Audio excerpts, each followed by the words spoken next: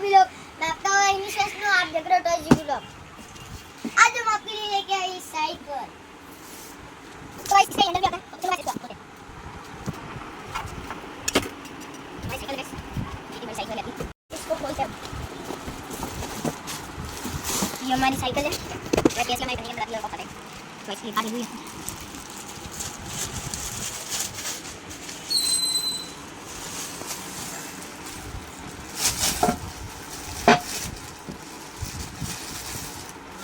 Guys ये हमारी folder आती है, तो गाइस इसको हम बस खोल दें, ऐसे होगी हमारी बस।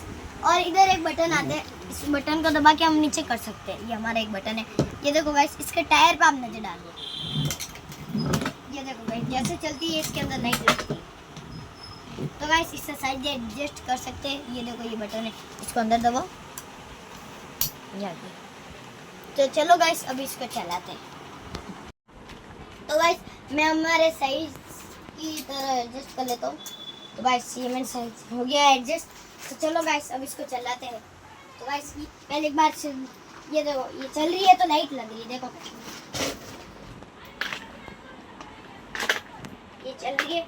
ये हमारा ब्रेक है पीछे, ये देखो गाइस हम चल रहे, ये ब्रेक है। ठीक है गाइस, चलो अब इसको चलाते हैं। गाइस ये हमारी साइकिल है। गाइस चलो इसको एक बार पीछे लेके चलते हैं वापस। चलो गाइस चले, एक बार टायर पे ध्यान दो। तो गाइस ऐसे है, अब देखना ये कार चलती है।